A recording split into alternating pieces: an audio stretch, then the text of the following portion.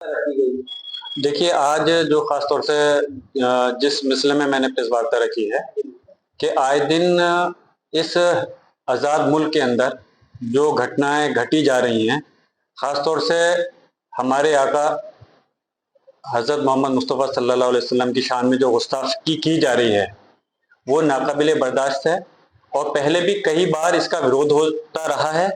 लेकिन अफ़सोस है कि प्रदेश सरकार और केंद्र सरकार इसमें कोई कड़ा कदम नहीं उठा रही। जब मैं विधायक था उस समय भी मैंने विधानसभा के अंदर ऑन रिकॉर्ड क्वेश्चन किया था और इस बारे में मांग की थी मैंने कि जो भी शख्स इस टाइप की घटना को अंजाम देता है, कोई हमारे अल्लाह या हमारे आका सल्लल्लाहु अलैहि वसल्लम या कुरान शरीफ या उसकी कोई बिरमती की कोई बात करता है तो उसके खिलाफ सख्त से सख्त सजा होनी चाहिए।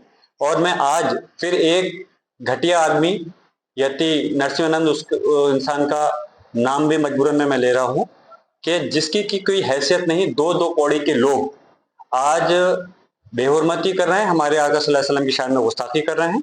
ये नाकाबिले बर्दाश्त है और इस चीज को हम बर्दाश्त नहीं कर सकते। हम इस देश के नागरिक नहीं, हम इस देश के मालिक भी हैं और हम इस मुल्क के अंदर हम चाहते हैं कि भाईचारा कायम रहे और हमारा मजहब इस्लाम भी ये सबक देता है कि आप किसी दूसरे मजहब की भी, अगर मैं मुसलमान हूं तो मेरा मजहब मुझे ये हुक्म देता है कि दूसरे किसी धर्म के खिलाफ या उनके किसी के खिलाफ कोई आपत्तिजनक कोई बात नहीं कहें, ना उनका कोई अपमान करें। मेरा मजहब सिर्फ ये नहीं सिखाता कि सिर्फ हम अपने मजहब का सम्मान करें, हमारा मजहब ये भी सिखाता है कि हम दूसरों के मजहब का भी सम्मान करें।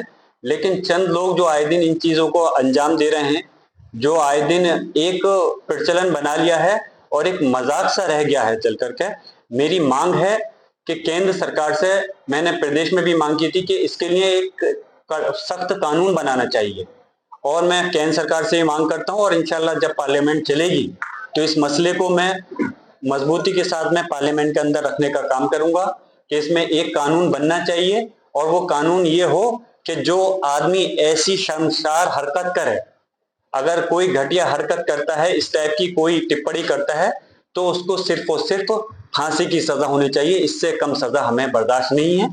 जब हम खुद कह रहे हैं हम दूसरों के अगर मजहब के बारे में कोई अपमान नहीं करना चाहते, हम उनका भी सम्मान करते हैं, तो हम ये चीज कतई बर्दाश्त नहीं करेंगे कि इस मुल्क के अंदर हमारे मुल्क को आजाद कराने के लिए सभी लोगों का इसमें रोल रहा है। तो हम ये कभी बर्दाश्त नहीं करेंगे कि हमारे अल्लाह जो पूरी कायनात का मालिक है या हमारे आका सल्लल्लाहु अलैहि वसल्लम या फिर हमारे कुरान शरीफ की शान में कोई गुस्ताखी करे, बेहुरमती करे।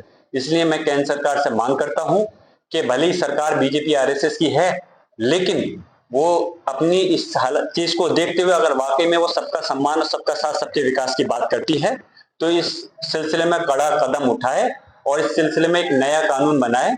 जो इस टाइप की हरकत करे उनके खिलाफ कोई, हम ये नहीं कहते सिर्फ मुकदमा लिखने से काम चल जाएगा, बल्कि इनके खिलाफ जो है सख्त से सख्त सजा, सिर्फ फांसी की सजा होनी चाहिए। ऐसा कानून बनना चाहिए। सांस्कृतिक क्या वजह है जो इस तरह के बयान जोर दे रहे हैं? क्या मानते हो उसको लेकर के क्या रीजन हो सकता है?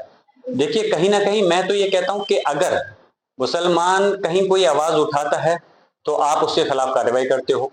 कानून सबके लिए हैं, इस कानून की चक्की में सब लोग पिसेंगे। अगर कोई गलत मुसलमान करता है उसके साथ भी वही व्यवहार होना चाहिए, अगर हिंदू समाज का करता है तो उसके खिलाफ भी वही कार्रवाई होनी चाहिए। आए दिन इस टाइप की जो होना है, हम तो ये कहेंगे कहीं ना कहीं इशारा इनको, इन लोगों को मिला हुआ है ऊपर से, जो आए दिन राजनीतिक षड्यंत्र के तहत इस चीज को अंजाम देते हैं।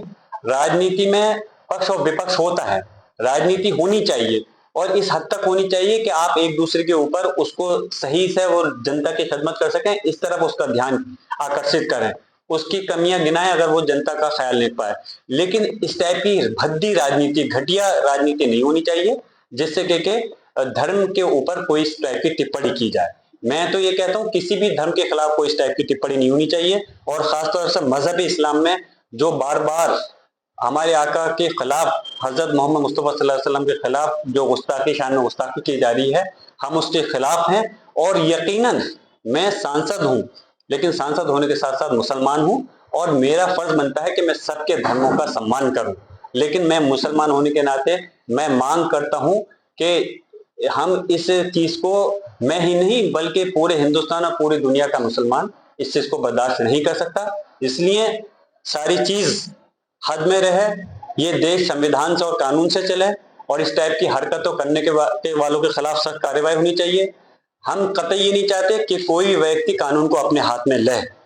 हम जिस व्यक्ति ने ये किया है हम उसे सजा हम नहीं देना चाहते, लेकिन हम ये उम्मीद जरूर करते हैं कि हमारी इस देश की सरकार और सरकार अगर इसमें इंसाफ हमें नहीं देगी तो हमें उम्मीद है कि इस देश का न्यायालय, सर्वोच्च हाई कोर्ट या सुप्रीम कोर्ट इसमें कोई ना कोई कानून बनाने के लिए कहीं ना कहीं कोई कदम उठाएगा जिससे कि हम लोगों को इंसाफ मिल सके।